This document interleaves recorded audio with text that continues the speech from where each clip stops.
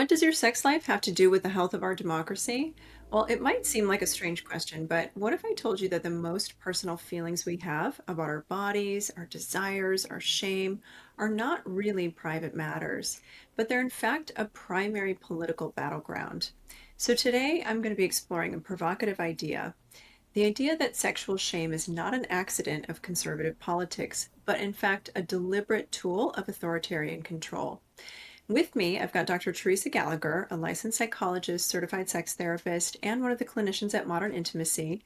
She recently wrote a blog about how governments, both historical and modern, use messages about purity and normalcy to create a population that's easier to manage, easier to frighten, and more likely to hand over its power. This is more than just about policy, it's about psychology, and it's about how shame dismantles our self trust from the inside out, and why claiming your own bodily autonomy might be one of the most radical and democratic acts you can commit. So, thank you, Dr. Teresa, for being here with me today. You recently wrote a really incredible blog, and for folks listening or watching, you can check it out. It's in the notes below. Your blog made a really compelling case that sexual shame leads to a distrust of one's own body and judgment. So let's break that down a little bit from a clinical perspective. How can you walk us through how the psychological process of feeling like shame about something so private can translate into political deference to this external authority? Sure, I'm happy to. I think there's a few different ways to look at this. One being shame is a really internal experience. It's an experience that we don't typically want to talk about. It creates a culture of silence.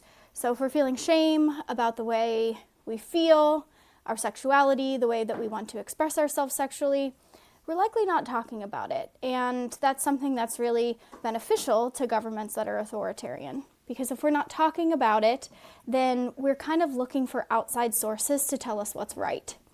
And authoritarian governments really do a very good job of telling us what we should and shouldn't be doing. And oftentimes it's very conservative as it relates to our sexuality and our sexual expression.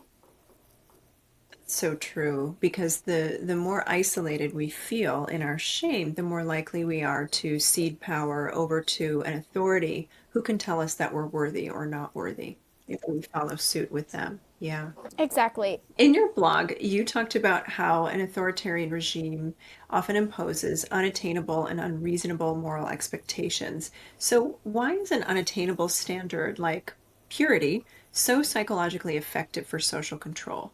Because if we can't meet the goal, like purity or like normalcy, it reinforces our shame. It reinforces that we're not good enough and that we should be working really hard to achieve the standard or the goal.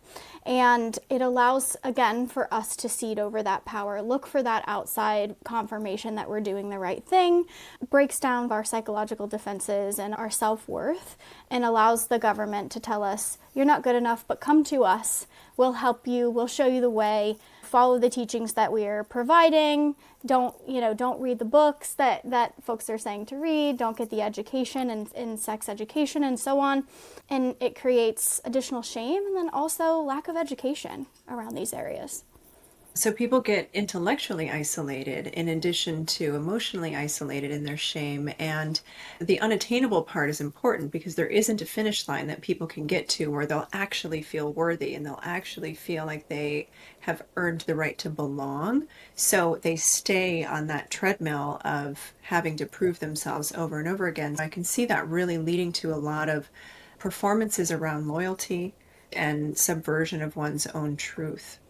It also keeps us really busy, right? If we're working really hard to meet this unattainable goal, then we don't have a whole lot of other time to think about self-actualization or challenging our government. Right. Because if we have the time to sit down and think about what is aligned for us, then we have time to actually sit down and say, hey, wait a minute, this doesn't feel good. All of these mandates coming from outside. You cited research linking conservatism and negative views of non-monogamy. From a systems perspective, why is the specific model of the traditional monogamous nuclear family so important and useful to authoritarian leaders? Good question. I think specifically the role of women women being submissive, women raising children, and keeping men in power, I think is quite important to governments across time that have been authoritarian or fascist. I agree. The role of cisgender heteropatriarchy is really important in maintaining different columns of power, right? And one of the ways that this really shows up is that if there is a contract that monogamy is the only way to be, what you can actually do is get people to barter away their freedom because relationship orientations are like sexual orientations. They can be quite fluid. For some folks, monogamy works really well. They find security in it. It is their happy place, and that's great. For other folks, they may lean more toward non-monogamy as being their default, and that's what works for them and creates security, and it feels great. But when we try to force people into monogamy, what we're really saying is, hey, if you contract to be monogamous, then these hierarchies stay in place. Because if you've got a lot of people in non-monogamous relationships and they're really happy, they're less likely to enforce a rigid hierarchy. And hierarchy is the thing that holds fascism and authoritarianism in its place. And if you've got people giving away their freedom, the exchange is you get to be in control of everything in your domicile. Exactly. Yeah. The enemy of authoritarianism is really diversity. And if we have diverse relationship styles, it's really hard to control people because there isn't one way of being. And one way of being is easy to control. And one way of being really cements one direction of power, and that is down, right? When you have people who have non-monogamous relationships or other diversity in their world, there's a much greater likelihood that they are sharing power more equitably with other people. Absolutely. You mentioned in the blog again that sexual shame is often linked to poor emotion regulation skills. Let's expand on that a little bit. Is the government's promotion of sexual conservatism in effect creating a population that's less able to healthily process a wide range of emotions and making them more susceptible to fear-based political messaging? Exactly. Shame in and of itself, and sexual shame being further on down the line from there, doesn't allow for us to feel emotionally regulated. When we're sitting in our shame and we're not able to quell that feeling because there is an unattainable goal of sexual conservatism or purity, we feel very badly about ourselves. We are unable to emotionally regulate in a way if we were able to feel good about the way we were showing up in the world. My takeaway is that if we're living in this low grade shame all the time because we can't really get to this good enough status that we're trying to achieve, it makes us more vulnerable to other emotions maybe feeling harder to control. Because if we're living in shame, we might have more anxiety, or we might feel more depression, or we might feel more rage or more panic. And all of that hinges on our worthiness in this context. Exactly. You referenced this concept of the ideal citizen as being self-controlled and male. Psychologically, what is the impact on everyone, including people who fit that ideal, living in a society that pathologizes natural sexual curiosity and diversity?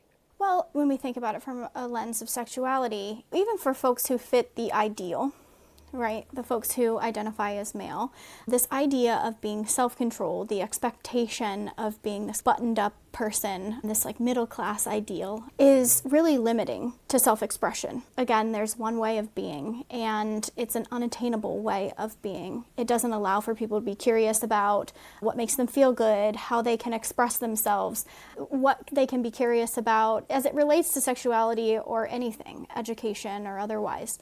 And so it really dampens and it mutes our ability to be sexually curious. We are working very hard to show up and be contributing members of society, to control our emotions. All the while, we're experiencing this very loud, but expected to be very quiet experience of constant shame. And so it creates this really uncomfortable psychological experience for people. I couldn't agree more. It's interesting. Like people respond in different ways to that. Some folks really, maybe the more like rule abiding folks, will kind of go into this repression, go into the silencing, the muting of their sexual curiosity, their artistic creativity, their intellectual curiosity, right? It really sort of pares them down in a very restrictive way.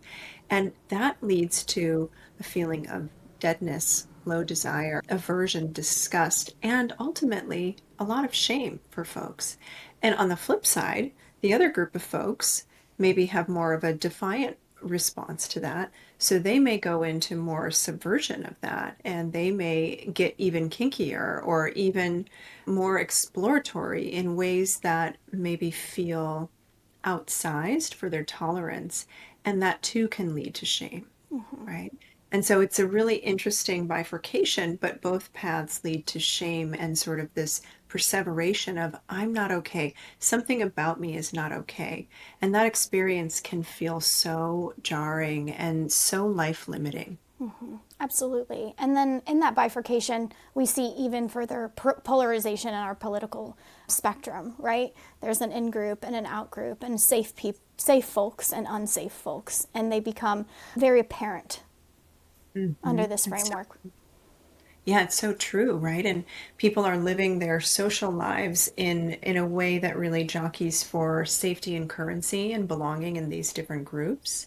And then their private lives lead a very different story. So again, that split creates a lot more shame.